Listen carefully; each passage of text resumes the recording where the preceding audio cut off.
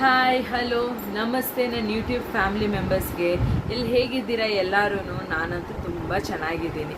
So ಕೆಳಗಡೆ ಇವತ್ತಿನ title ನೋಡಿದಾಗೆ ಎಲ್ಲರಿಗೂ ಗೊತ್ತಾಗಿರುತ್ತೆ ನಾನು ಏನು ಮಾತಾಡೋಕೆ ಬಂದಿದ್ದೀನಿ ಅಂತ ಹೇಳ್ಬಿಟ್ಟು.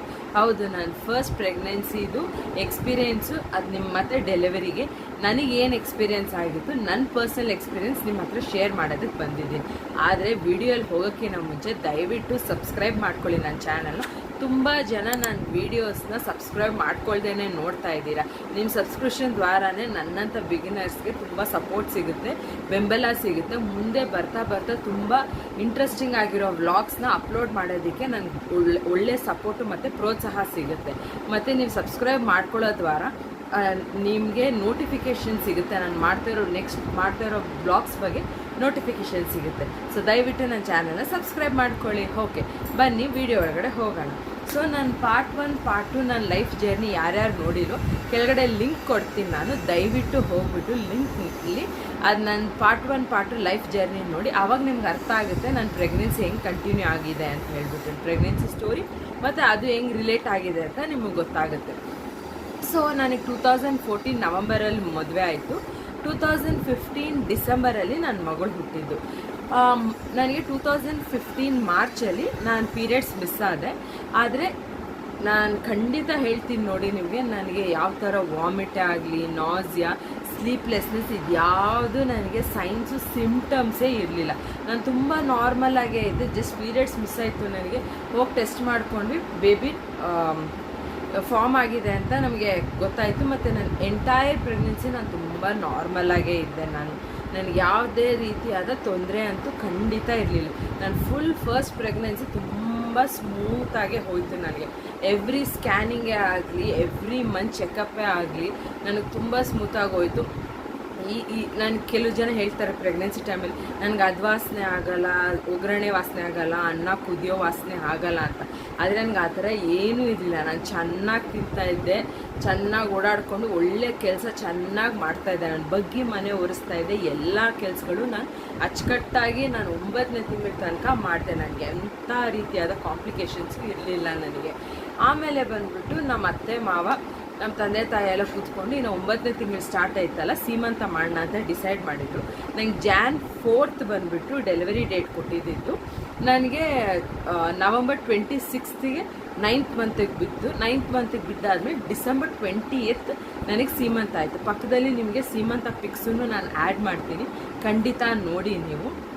ನನಗಂತೂ ಒಂದು ಒಳ್ಳೆ ಸೀಮಂತ. ನಾನು ಎಕ್ಸ್ಪೆಕ್ಟೇ ಮಾಡಿರಲಿಲ್ಲ ನನ್ನ ಸೀಮಂತ ಇಷ್ಟು ಗ್ರ್ಯಾಂಡಾಗಿ ನಡೆಯುತ್ತೆ ಅಂತ ಹೇಳಿಬಿಟ್ಟು. ತುಂಬ ಚೆನ್ನಾಗಾಯಿತು. ನಮ್ಮ ತಂದೆ ತಾಯಿ 5 ಥರದ ರೈಸ್ ಐಟಮ್ಸ್ ತಂದಿದ್ರು, ಅದನ್ನೆಲ್ಲನೂ ನನಗೆ ತಿನ್ನಿಸಿದ್ರು.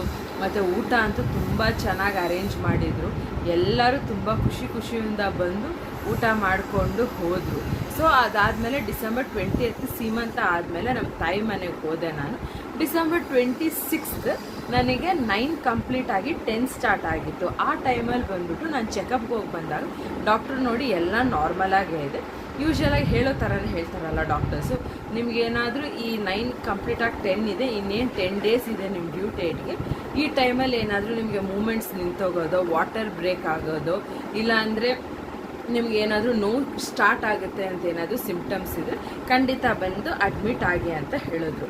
ಸರಿ, ನಾವು ಹೋಗಿ ಬಂದ್ವಿ. ಎಲ್ಲ ನಾರ್ಮಲಾಗೇ ಇತ್ತು, ಎಲ್ಲ ನಾರ್ಮಲಾಗಿ ನಡೀತಾ ಇತ್ತು. December 28 ಏನಾಯಿತು ಅಂದರೆ ಅವತ್ತು ಸೋಮವಾರ. ನನಗೆ ಬಿಸಿಬೇಳೆ ಬಾತ್ ಅಂದರೆ ತುಂಬ ಇಷ್ಟ. ನಾನು ಎಂಥವಳಂದರೆ, ನೀವು 3 ದಿನ ಆದರೂ 3 ಹೊತ್ತು ಬಿಸಿಬೇಳೆ ಬಾತೆ ಕೊಡಿ, ನಾನು ಖಂಡಿತ ತಿಂತೀನಿ. ನಾನು ಬೇಡ ಅಂತೂ ಹೇಳಲ್ಲ, ಅಷ್ಟು ಇಷ್ಟ ನನಗೆ ಬಿಸಿಬೇಳೆ ಬಾತ್ ಅಂದರೆ. ಸೊ ನಮ್ಮ ಮಮ್ಮಿ ಬಂದುಬಿಟ್ಟು ಸೋಮವಾರ ಬಿಸಿಬೇಳೆ ಬಾತ್ ಮಾಡಿದರು ನನಗೋಸ್ಕರ. ತಿಂದ್ಬಿಟ್ಟು ನಾನು ಮಲ್ಕೊಂಡಿದ್ದೆ. ಸುಮಾರು ಒಂದು 3 ಗಂಟೆಗೆ ಮಲಗಿದ್ದೆ. 5 ಗಂಟೆಗೆ ಎದ್ದೆ. ನಾನು ಎದ್ದಾಗ ನನಗೆ ಯಾಕೋ ಅನಿಸ್ತು, ತುಂಬ ಒಂಥರ ಅನ್ಈಸಿಯಾಗಿ ಫೀಲ್ ಆದೆ. ನಾನು ಅನ್ಈಸಿಯಾಗಿ ಫೀಲ್ ಆಗಿ ನನಗೆ ಮೂಮೆಂಟ್ಸ್ ಗೊತ್ತಾಗ್ತಾ ಇಲ್ಲ ಬೇಬಿದು. ಬೇಬಿ ಬಂದು ಒಂದು ರೈಟ್ ಸೈಡಲ್ಲೇ ನಿಂತಿದೆ. ನಾನು ಎಷ್ಟು ಓಡಾಡಿದ್ರೂ, ನಾನು ವಾಕಿಂಗ್ ಮಾಡ್ತಾಯಿದ್ದೀನಿ, ನಾನು ಎದ್ದು ಕೂತ್ಕೊಂಡು ಸುಧಾರಿಸಿ ನೀರು ಕುಡಿತಾ ಇದ್ದೀನಿ, ನನಗೇನು ಗೊತ್ತಾಗ್ತಾ ಇಲ್ಲ. ನಾನು ಒಂದು 5 o'clock ನನಗೆ ಅದು ಫೀಲ್ ಆಗೋಕ್ಕೆ ಸ್ಟಾರ್ಟ್ ಆಯಿತು. 6 o'clock ತನಕ ಯಾಕೆ ಮನೇಲಿರೋರಿಗೆಲ್ಲ ಹೇಳಿ ಗಾಬರಿ ಪಡಿಸೋದು, ಹೇಳೋದು ಬೇಡ ಅಂತ ನಾನು ಹೇಳಿರಲಿಲ್ಲ. ನಾನೇ ವಾಕಿಂಗ್ ಮಾಡ್ಕೊತಾ ಇದ್ದೆ. ಹೋದೆ, ಮುಖ ತೊಳ್ಕೊಂಬಂದೆ, ಟ್ರೈ ಮಾಡಿದೆ, ಮಗುನ ಮಾತಾಡ್ಸೋಕ್ಕೆ ಟ್ರೈ ಮಾಡಿದೆ. ಏನಕ್ಕಂದರೆ ನಾನು ಒಂದು ಸರಿ ಸ್ಕ್ಯಾನ್ಗೆ ಹೋದಾಗ ಮಗು ಅಷ್ಟು ಬೇಗ ನನಗೆ ಬಂದುಬಿಟ್ಟು ಆ ಸ್ಕ್ಯಾನಲ್ಲಿ ಕಾಣಿಸ್ಕೊಂಡಿರಲಿಲ್ಲ. ಆವಾಗ ಡಾಕ್ಟ್ರು ನನಗೇನು ಸಜೆಸ್ಟ್ ಮಾಡಿದ್ರು ಅಂದರೆ ಹೊಟ್ಟೆ ಮೇಲೆ ಕೈ ಇಟ್ಕೊಂಡು ಮಗು ಹತ್ರ ಮಾತಾಡಮ್ಮ ನೀನು, ಆವಾಗ ಅದು ಬೇಗ ರಿಯಾಕ್ಟ್ ಆಗುತ್ತೆ ಅಂತ ಹೇಳಿದರು ಡಾಕ್ಟರ್. ಸೊ ನಾನು ಅದೇ ಮೆಥಡ್ ಫಾಲೋ ಮಾಡೋಣ ಅಂತ ಮನೆಯಲ್ಲೂ ಸುಮಾರು 5:30 ಟೈಮಿಂದ 6 ಗಂಟೆ ತನಕ ಟ್ರೈ ಮಾಡಿದೆ. ಆದರೆ ನನಗೆ ಬಂದುಬಿಟ್ಟು ಯಾವುದೇ ರೀತಿಯಾದ ಮೂಮೆಂಟ್ಸ್ ಗೊತ್ತಾಗಿಲ್ಲ ನನಗೆ ಮಗುದು.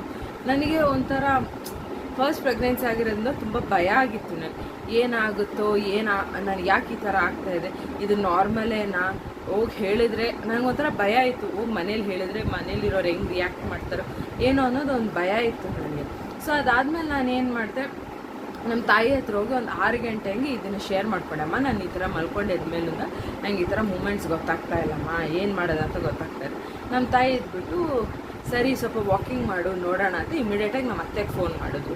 ಅತ್ತೆ ಇದ್ಕೊಂಡು ಈ ಜೀರಾ ವಾಟರು ಧನಿಯಾ ವಾಟರ್ ಎಲ್ಲ ಬಾಯ್ಲ್ ಮಾಡಿಕೊಡಿ, ಮನೇಲಿ ವಾಕಿಂಗ್ ಮಾಡಿ ಸರಿ ಹೋಗುತ್ತೆ ಅಂತ ಹೇಳ್ಬಿಟ್ಟು ಹೇಳಿದ್ರು.